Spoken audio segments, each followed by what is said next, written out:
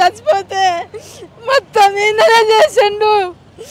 మా వదిలే మా ఆయన చచ్చిపోయినప్పుడు వీళ్ళే నాకు సాయం చేసిరు. చిన్న కట్టెల డబ్బా ఉండే, చిన్న కట్టె తీసి ఇదే డబ్బా మీద 3 బిడ్డలు పెళ్లి చేసిన. ఈయనే కూర్చొని పాత చెప్పులు కుట్టుకొని మేడం. దాని తర్వాత బాబు జర పెద్దగా అయిండు.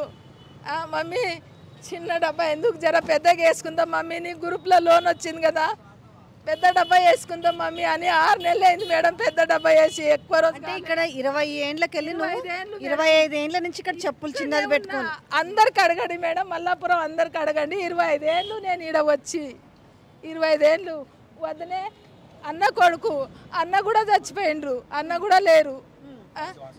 ఇప్పుడు నేను కరెక్టే. మరి ఇది అంటే వాళ్ళ ఉద్దేశం ఏంటంటే మరి బస్ స్టాండ్ కదా, బస్ స్టాండ్లో మీరు డబ్బా ఎట్లా పెట్టుకుంటారు అనే ఉద్దేశమా వాళ్ళది? ఏమో మేడం, నాకైతే అంత తెలియదు. చదువు రాదు, నాకు చదువు రాదు మేడం. నాకు ఫోన్ వస్తేనే మాట్లాడతా, పెద్ద ఫోన్ కూడా లేదు నా దగ్గర, చిన్న ఫోనే ఉంది మేడం. ఆ 25 ఏండ్ల నుంచి ఇక్కడ చెప్పులు కుడుతున్నావు కదమ్మా, 25 ఏండ్ల నుంచి ఎవ్వరు తీయమనలేదా? నాకేం అనలే మేడం. ఇది షాప్ పెద్దగా చేసుకున్నాకనే నాకు 6 నెలలు అయ్యి మేడం, ఎక్కువ లేదు. 5 నెలలు 6 నెలలు అంతే, ఎక్కువ లేదు మేడం. నిన్న ఏమొచ్చి ఎవరు వచ్చిర్రు, ఏం చెప్పిర్రు వచ్చి? అంటే ముందు డబ్బా తీయాలమ్మా అని అన్నారు. డబ్బా తీయాలని అంటే నేను ఏడే పెట్టుకోవాలి డబ్బా, ఇది తీయాలని అంటే మళ్ళీ నాకు 2-3 వేలు అవుతాయి, 4 వేలు అవుతాయి. జేసీబీ తీయాలి పెట్టాలని అంటే మేడం నేను ఏం చేయాలి అని తీయకపోతే నువ్వు ఎట్లా తీస్తావు అంటే సార్ మీకు దండం పెడతా, సార్ మీకు కాలు మొక్కుతానంటే కూడా వాళ్ళు వినలేరు. బాబుకు బాగా టెన్షన్ అయ్యింది. ఆ సార్ కాలు పట్టుకుంటే కూడా సార్ జరిగింది పక్కకు జరగనే బాబుకు జర టెన్షన్ ఎక్కువ. ఏం చేసిండు, మా నాయన చచ్చిపోయిండు, మేము ఎట్లా బతకాలి, మా అమ్మ నేను అని బాబు ఆడ నిలబడ్డా, నేను నీళ్ళ నిలబడ్డా. కోపంతో జేసీబీ పైన వేయంగానే కోపంతో అదే మా నెలకెళ్ళి బతుకుతున్న ఈ డబ్బాని అంటే ఇక్కడ తీసేస్తున్నారని ఒక ఆవేదనతో తిట్టిండు. ఆయన బాగా కోపం పెరిగింది. ఇంత సార్ వాళ్ళు చెప్తే కూడా మన మల్లాపురంలో కూడా అందరు చెప్పిండ్రు తీయొద్దు అమ్మ, చాలా ఏండ్ల నుంచి ఉంది, చెప్పులు కుట్టి బతుకుతుందని. అందరు నాకు చాలా నిన్న హెల్ప్ చేసారు. మల్లాపురంలో అందరూ నాకు చాలా హెల్ప్ చేసారు. తీయొద్దు అన్నారు, అమ్మ డబ్బా తీయొద్దని అందరు అన్నారు. తీయొద్దన్నాక ఏమన్నారు, మళ్ళీ ఏమన్నారు వాళ్ళు? మళ్ళీ ఏమన్నారంటే వెళ్ళిపోయిండ్రు. నేను షాప్లోనే కూర్చున్నా. మళ్ళీ ఇప్పుడు వచ్చి మళ్ళీ తీసి పక్కకు పెట్టుకోమ్మా, ఎక్కడన్నా ఒక 4-5 రోజులు పక్కకు పెట్టుకో అని అన్నారు. తీస్తావా మరి ఈ నుంచి?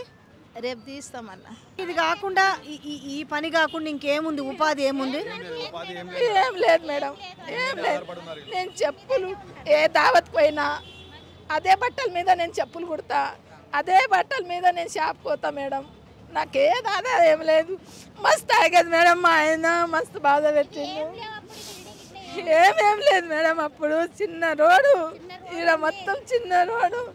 నా కొడుకుని చెట్టు కింద పండబెట్టి పని చేస్తున్నా మేడం నేను. ఇక్కడ కుట్టి మీరు షాప్లోకి వేస్తారా చెప్పులు? కుట్టుతా, పాత చెప్పులు కుడతా. అసలు చెప్పండి ఏం జరిగింది, చెప్పండి అసలు మొత్తం డీటెయిల్గా చెప్పండి. నేను మున్సిపల్ వాళ్ళు వచ్చాను మేడం, జిహెచ్ఎంసీ వాళ్ళు 1 డే ముందు ఇన్ఫర్మేషన్ ఇచ్చినట్ట. అంటే 1 డే ముందు ఒక ఆడమే మొత్తం మేనేజ్ చేసుకోలేదు కదా, అది నిన్న వచ్చి మొత్తం జేసీబీ తీసుకొని వచ్చినారు వాళ్ళు మున్సిపల్ వాళ్ళు. మొత్తం కూలగొడదామని వచ్చిండు. కూలగొట్టే వరకు తల్లి కొడుకులు లోపలనే ఉండిపోయాడు. కూలగొట్టని ఇవ్వలేదు, అయినా ముంగడు మొత్తం కూలగొట్టేసింది ఇదంతా. ముంగడు మొత్తం కూలగొట్టేసింది మేడం ఇదంతా. ఈమెకు జీవనోపాధి మొత్తం ఇదే మేడం. ఇది చేస్తేనే మీకు వెళ్తుంది, లేకపోతే వెళ్ళదు. మీకు ఫుడ్ కానీ ఏమున్నా కానీ చెప్పులు కుట్టుకునే బతుకుతుంది మేడం. అదే అంటే ఇప్పుడు ఈ డబ్బా వేసి ఎన్ని నెలలు అయింది? దగ్గర 20 సంవత్సరాలు అయింది మేడం. 20 సంవత్సరాల కన్నా ఎక్కువనే అయింది. ఇంకా స్ట్రీట్ మొత్తం తీసేసిరా? మొత్తం తీయలేదు మేడం, జేసీబీ పెట్టేసినారు. టోటల్ మొత్తం లోపడిపోయినాం. కులగొట్టకుండా లోపడిపోయినాం అంతే. ముందల వరకు ఇది కులగొట్టేసినారు.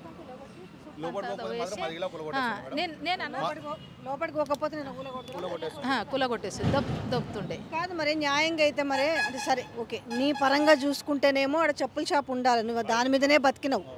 కానీ మరి చూస్తేనేమో మరి ఇది గవర్నమెంట్ జాగా, మరి నువ్వు ఇట్లా షాప్ పెట్టుకున్నావు అనేసేమో వాళ్ళు మాట్లాడుతుండే. ఎటువైపు న్యాయం చెప్పాలి మరి? న్యాయం ఎట్లా అంటున్నా మేడం? నా బతుకు మీకు తెలుసు, నేను ఎట్లా బతకాలి ఇప్పుడు మీకే తెలుసు కదా. నేను ఎట్లా బతకాలి ఇప్పుడు? నేను ఏరే పని చేయలేను. షుగర్ ఉంది, థైరాయిడ్ ఉంది, బీపీ ఉంది, హర్షమలాలు ఉన్నాయి, ఇన్ని రోగాలు ఉన్నాయి మేడం. నేను ఏరే పని చేయలేను. మీ భర్త చనిపోయి ఎన్ని సంవత్సరాలు అయింది? బతికాను. మస్తు బాధ పెట్టింది మేడం. మా ఆయన కూడా తినే అన్నం తిననియలే. ఏడిస్తే దీనికి మీటర్ కూడా ఉందా? ఇచ్చిర్రు, వాళ్ళే ఇచ్చిర్రు మేడం, మీటర్ కూడా ఇచ్చిర్రు. దీని ముందర ఇది ఉండేనా? ఇట్లా ప్లాట్ఫామ్ ఇట్లా ఉండేనా? ఇది ఉండే మీటర్ గవర్నమెంటే ఇచ్చింది కదా, బిల్లు కడతావు నెల నెలకు.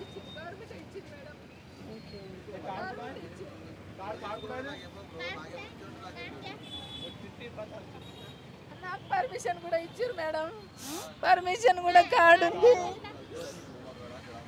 పర్మిషన్ కార్డు కూడా ఉందా? అంటే ఇక్కడ నడుపుకోవచ్చు. సో ఇది స్ట్రీట్ వెండర్ అని ఇక్కడ నడుపుకోవచ్చు అనే కార్డు ఇది. నాకు అప్పుడు ఇచ్చిర్రు. మరి చూపిస్తే ఏమంటారు? మన కార్డు ఇచ్చిర్రు కదా. చూపిస్తే ఏమంటారు? అది అంత మా ఆర్డర్ వచ్చింది, గవర్నమెంట్ ఆర్డర్ వచ్చింది, తీస్తున్నాం. కస్తూరిబాయ్ గవర్నమెంట్ ఆర్డర్ వచ్చింది, ఎవరు ఏం చేయలేము, మేము తీస్తున్నాం అని అన్నారు. సరే మరి డబ్బా తీసి ఏడబెట్టుకోవాలనుకుంటున్నావు మరి?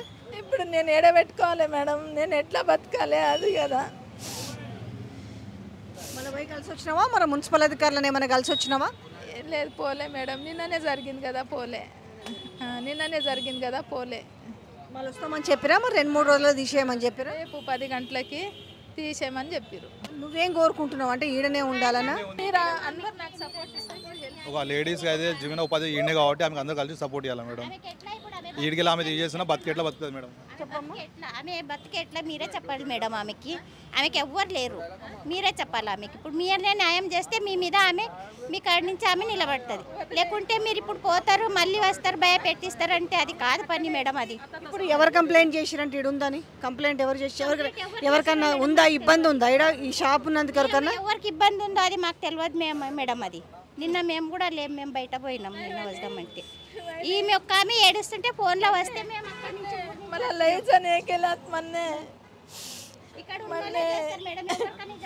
అంటే ఇప్పుడు ఈ షాప్ వల్ల ఏమన్నా ఇబ్బంది అంటే మీ షాప్ వల్ల ఎవరికైనా ఇబ్బంది ఉందంటారా? ఎవరు ఏమి ఇబ్బంది లేదు మేడం, నాకు ఇప్పుడు దాకా ఎవరు ఏమనలే. అసలు మన పోయి ఎవరు ఏమనలే ఇప్పుడు దాకా. నాకు షాప్ తీయమని ఈ నుంచి ఎవరు ఏమనలే, డైరెక్ట్ వాళ్ళే వచ్చి నన్ను ఇది చేసిరు మేడం. మీరు చెప్తారని తెలుసా? చెప్తామా మనం అట్లా ముంగట ఒక మాట ఇంకొక మాట అవుతుంది. ఇది అట్లా కాని పని. ఇప్పుడు ఈమె బతికి ఏమవుతుందో మీరే న్యాయం చెప్పి ఈమె కీడ పెట్టాలి మేడం. మళ్ళీ ఇప్పుడు మీరు ఇప్పుడు తీసుకుంటూ వెళ్ళిపోతున్నారు, మళ్ళీ వచ్చి ఆమెకు టార్చర్ పెడుతున్నారు. ఎట్లా మేడం చెప్పు? ఇప్పుడు మీరే ఆమె బతికి ఎట్లా చెప్పండి? ఇప్పుడు ఆమెకి ఎవ్వరు లేరు, 3 ఆడపిల్లలు, ఒక పెద్ద అమ్మాయి చచ్చిపోయింది. ఇప్పుడు 2 ఉన్నారు ఆడపిల్లలు, 2 ఆడపిల్లలు, ఒక బాబు ఉన్నారు, ఒక పాప ఉంది. ఆమె పరిస్థితి ఏదో. సో ఇది మల్లాపూర్లో నోమా ఫంక్షన్ హాల్ ఎదురుగా ఉన్న ఒక చిన్న చెప్పులు కొట్టుకునే షాపు. సో నిన్నంతా ఆల్మోస్ట్ మీడియాలో చూసిరు. ఈ షాపు కూలగొడుతుంటే వాళ్ళు ఎవరైతే ఇప్పుడు కళ్ళనీళ్ళు పెడుతుందో తన కొడుకు తను కలిసి ఇది కూలగొట్టొద్దంటూ అడ్డుకున్నారు. సో దీన్ని ఏదైతే బేస్మెంట్ ఉందో ఇక్కడ ఉంది కదా, ఈ ఫుట్పాత్ మాత్రం కూలగొట్టి వెళ్ళారు. సో మళ్ళీ వచ్చి కూడా వాళ్ళు చెప్పడం ఏంటంటే మీరు ఇక్కడ నుంచి దీన్ని తీసేసి అనేసి మున్సిపల్ వాళ్ళు వచ్చేసి వీళ్ళకు ఒక ఇన్ఫర్మేషన్ పాస్ చేసి ఇచ్చారు. అయితే ఇక్కడ ఏంటంటే ఈమెకి ఇక్కడ స్ట్రీట్ వెండర్గా ఒక గుర్తింపు కార్డు కూడా ఇచ్చారు GHMC నుంచి. ఇది చూడొచ్చు. సో ఈమె గత 25 సంవత్సరాల నుంచి ఇక్కడే ఈ చెప్పుల షాప్ని, కాకపోతే ఇది 6 నెలల క్రితం మాత్రం ఈ చిన్న షెల్టర్ ఏర్పాటు చేసుకున్న రేకులతోటి. సో అంతకుముందు మాత్రం గత 25 సంవత్సరాల నుంచి ఒక చిన్న టిక్కీలాగా పెట్టుకొని తన చెప్పులు గుర్తుండేదట. తనకు అదే జీవనోపాధి. 3 ఆడపిల్లలు, ఒక కొడుకున్నాడు. ఆ కొడుకు ఇప్పుడు చదువుకుంటున్నాడు, ఇంటర్మీడియట్ ఏమో. సో తనకి ఇది లేకపోతే తన పరిస్థితి లేదంటున్నారు. అయితే తనకు చూడొచ్చు ఇక్కడ నుంచి ఆమెకి మీటర్ కూడా ఇచ్చారు ఇక్కడ. సో ఇగో ఈ మీటర్ కూడా ఇచ్చారు. సో స్ట్రీట్ వెండర్ అనే ఆమెకు కార్డు ఇచ్చారు, ఆమెకి కరెంటు నుంచి ఆమెకు మీటర్ ఇచ్చారు. సో అన్నీ ఉన్నాయి. కాకపోతే నిజంగా ఎవరికి ఏమి ఇబ్బంది లేకుండానే ఉంది. కాకపోతే మనం ఒక ఆస్పెక్ట్లో చూస్తే ఇది పబ్లిక్ ప్రాపర్టీ కదా అనే దాని మీద ఉండొచ్చు. సో ఇక్కడ బస్ స్టాప్ ఉంది, బస్ స్టాప్ పక్కన ఈ షాప్ ఉంది. ఇటువైపు అన్నీ కూడా ఇవన్నీ ఆటోలు పెట్టుకుంటున్నారు. బట్ మరి ఎందుకు ఇబ్బంది కలిగించిరని వాళ్ళు ఫీల్ అయ్యారో అర్థం కావట్లే. కానీ ఆమె గత అంటే ఈ రోజు కాదు, ఏదో నిన్న మొన్న ఆమె ఇక్కడ ఏర్పాటు చేసుకుందంటే నిజంగానే అది అభ్యంతరకరము. ఎందుకంటే ఇది బస్ స్టాప్ పక్కనే ఉంది, అభ్యంతరకరం అని చెప్పొచ్చు. కానీ గత 25 సంవత్సరాల నుంచి ఆమె ఒక ఒంటరి మహిళ. ఒక విధంగా చెప్పాలంటే ఆమెకు అది తప్ప ఇంకో జీవనోపాధి లేదు. కొన్ని కూడా మనము మానవత్వం అనే యాంగిల్లో చూడొచ్చు. కొన్ని మనం ఏమి కూడా కొన్ని ఆ సిస్టమేటిక్ రూల్స్ కొన్ని అప్లికబుల్ చేయలేము. అంటే ప్రభుత్వాలు ఉన్నదే 2013లో ఉమ్మడి ఆంధ్రప్రదేశ్గా ఉన్నప్పుడే 511 ఒక జీవో వచ్చింది, 511 జీవో. ఏంటి ఆ జీవో సారాంశం అంటే, ఎవరైతే నిరాశ్రయులై ఉంటారో, రోడ్ల మీద ఉంటారో, షెల్టర్ ఉండదో, సో వాళ్ళందరికీ కూడా కూడు గూడు నీడు వసతి అన్నీ కల్పించాలని ఆ జీవోలో పర్టికులర్గా ఉంది. కాకపోతే ఈరోజు మాట్లాడవచ్చు మన రాష్ట్రం విడిపోయింది కాబట్టి ఆ జీవో ఉందా అనేసి.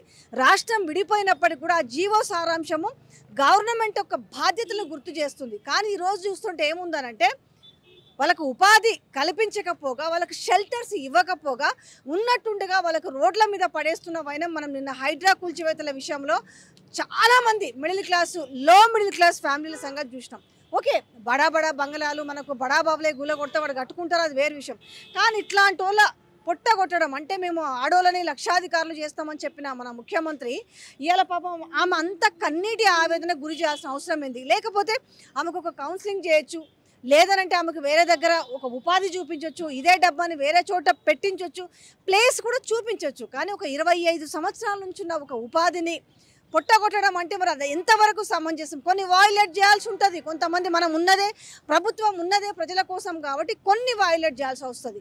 అన్నీ కూడా సిస్టమేటిక్ రూల్స్ పోవాలంటే ఇవాళ ఎన్ని బంగళాలు గులగొట్టాలి? ఇనార్బిట్ మాలే గులగొట్టాలి కదా. దుర్గం చెరువులో కొట్టిన ఇనార్బిట్ మాల అవుతుంది, ఐలాబ్స్ అయితేంది, లేదంటే మనకున్న ఈరోజు ఎన్టీఆర్ మార్గు నుంచి మొదలు పెడితే హైదరాబాద్లో 1,00,000 అక్రమ కట్టడాలు ఉన్నాయి. మరి ఇవన్నీ కూలగొట్టే దమ్ము ఉందా అనే ఒక మాట ఈరోజు ప్రజల్లో నుంచి పెద్ద ఎత్తున వస్తుంది. ఇంత చిన్న దాని వ్యాపారం కూడా అన్నాం, ఒక చిన్న జీవనోపాధిని సో దాన్ని కూడా చెడగొట్టడానికి ప్రయత్నిస్తున్నారు అని అంటే ఒకసారి ప్రభుత్వం కూడా ఆలోచించుకోవాలి, మున్సిపల్ అధికారులు కూడా ఆలోచించాలి. ఆమె పాపం ఒంటరి మహిళ, ఏదో ఆ జీవనం పోషించుకుంటూ ఆ చెప్పులు కుడుతూ ఆమె 3 పిల్లల పెళ్ళిళ్ళు చేసింది. ఆ పిల్లని ఇంటర్మీడియట్ చదివించుకుంటుంది. నిన్న జేసీబీతో కూలగొడతామని చెప్పినప్పుడు వాళ్ళిద్దరు తల్లి కొడుకు దానికి అడ్డం పట్టారు. సరే, కొడుకు ఆవేదనలో కూడా ఏదో మాట్లాడింది మమ్మల్ని అని క్షమాపణ కూడా ఆ తల్లి కోరుతుంది. ఒకసారి ఆలోచించండి, ఈ డబ్బా ఇక్కడి నుంచి తీసివేయాలనుకునేటప్పుడు పోనీ మీరు నిజంగానే తప్పదు తీసివేయాలనుకుంటే ఆమెకి ఏంటి అసలు? దానికి ఆల్టర్నేటివ్గా ఒకటైతే సిచ్యువేషన్ మనం ఒకటి క్రియేట్ చేయాలి. ఎక్కడ ఆమెకు సేమ్ మళ్ళీ ఆమె ఉపాధి దెబ్బతినకుండా ఆమెకు మరో గ్రౌండ్ చూపించాల్సిన అవసరం ఎంతైనా ఉంది. అన్నీ కూడా నేను మళ్ళీ అగైన్ రిపీట్ చేస్తున్నాను, ఏవి కూడా రూల్స్ అండ్ రెగ్యులేషన్స్ అంటే ప్రతిదానికి ఈరోజు రేవంత్ రెడ్డి అన్నకు లేని ఇంటికేమో సెక్యూరిటీ ఉంటుంది, ఇంటికి మాత్రం హైకోర్టు నుంచి తెచ్చుకుంటారు, ఇట్లాంటి వాళ్ళు పోలేరనే కదా. రోజు నిన్న ఆమె ప్రాపర్టీని కూడా ధ్వంసం చేసే అర్హత ఎవరికీ లేదు, రైట్స్ ఎవరికీ లేదు. ప్రభుత్వానికి కూడా కొన్ని రూల్స్ అండ్ రెగ్యులేషన్స్తోనే ప్రభుత్వం నడుస్తుంది. నిజంగానే వాళ్ళకి కనీసంగా అవి సర్దుకునే అవకాశం ఇవ్వకుండా ఆమె ఎక్కడ పెట్టుకుంటుంది అనేది కనీసం వచ్చి అధికారులు మాట్లాడకుండా మనం ఎంతో చెప్తున్నాం. ఈరోజు మహిళల్ని గౌరవిస్తాం, మహిళల కోసం ఫ్రీ బస్ ఇచ్చాము, మహిళల్ని లక్షాధికారులు చేస్తామని చెప్తున్నాం. ఇదేనా సీతక్క? ఒక్కసారి కూడా ఈరోజు మస్తు మాట్లాడినావు కదా సీతక్క అంటే అందరికి గుర్తుంది కదా, ఇలా నువ్వు ఒక మంత్రిగా ఉన్నావు కదా, ఒక్కసారి ఈ మహిళల సమస్యలు కూడా చూడండి. ప్రతిదానికి ఒక సమస్య ఉందనుకుందాం, ఈ సమస్యకు పరిష్కారం కూడా ఉంటుంది. ఏదైనా కూడా మానవత్వంతో ఆలోచించాలి, స్థానికులు కూడా సపోర్ట్ చేయాలి. అంటే ఈరోజు ఆమె మీద కుట్టుకుంటుంది. ఆమె 6 నెలల క్రితం ఈ షెల్టర్ ఏర్పాటు చేసుకున్నట్ట, రేకులు, ఇది జస్ట్ అంతకుముందు ఏముండేమో ఏదో కట్టెలతో చిన్నది ఏర్పాటు చేసుకుని ఆమె ఇక్కడ చెప్పులు కుడుతుండేనట. కొంచెం వర్షానికి కావచ్చు, గాలి ఎండకు కావచ్చు, ఆమె ఒక షెల్టర్ చిన్నది ఎంత ఉందో ఒకసారి చూడొచ్చు. అమ్మ నువ్వు బాధపడకమ్మా, అంత అర్థమైందమ్మా, ఒకటి అర్థమవుతుంది మీరు చెప్తున్న బాధ. అవునవును కరెక్టే, అంతా ఏం. సో ఇది ఇక్కడ ఈ షాప్ ముందర ఇది కూలగొట్టేసి వాళ్ళు జేసీబీ ఎప్పుడైతే దాని మీదకి ఎత్తగానే వాళ్ళు అడ్డం పడ్డారు. సో అక్కడి నుంచి మున్సిపల్ వాళ్ళు వెళ్ళిపోయారు. కానీ మళ్ళీ ఇప్పుడు వచ్చి కూడా వాళ్ళు చెప్తున్నారు మీరు ఇక్కడ నుంచి డబ్బాని ఎక్కడికైనా లిఫ్ట్ చేయండి అని. బట్ ఆమె మాత్రం నాకు 25 సంవత్సరాల నుంచి ఇదేనమ్మా, నాకు ఇంకోటి లేదు, జీవనోపాధి లేదు, నేను ఒక ఒంటరి మహిళనని ఆమె ఆవేదన వ్యక్తం చేస్తుంది. సో కాబట్టి మీరు మానవత్వంతో ఆలోచించండి. కంపల్సరీగా ఆమెకి మీరు ఏ రకమైన ఉపాధి చూపిస్తారు, ఏ రకంగా మీరు ఆమెకు రక్షణ కల్పిస్తారు అనేది ఆలోచించండి. డెఫినెట్గా రక్షణ కల్పించాల్సిన బాధ్యత ప్రభుత్వం మీద ఉంది. సీతక్క, కొండా సురేఖక్క, మీరు కూడా మానవత్వంతో ఆలోచించండి. ప్రతి సమస్య మీ వరకు రీచ్ అవుతుంది. రీచ్ అవ్వదన్న సమస్య లేదు. కాబట్టి మీరు ఖచ్చితంగా మానవత్వంతో ఆలోచించాలి. ఆలోచించి మీరు సరైన నిర్ణయం తీసుకోవాలి. ఈ మహిళకు బరాబర్ న్యాయం చేయాలి. దీనికి సంబంధించి ఈమె ఇక్కడ ఈ చెప్పుల షాప్ 25 సంవత్సరాల నుంచి కుడుతుంది కాబట్టి సో ఆమెకి న్యాయం జరగాలా లేదా అనేది మీ కమెంట్స్ రూపంలో కూడా తెలియజేయండి. దాన్ని బట్టి ఆమెకి ఏ రకమైన న్యాయం జరుగుతుందనేది చూద్దాం. డెఫినెట్గా ఆమెను ఆదుకునే ప్రయత్నం అయితే తప్పకుండా చేద్దాం.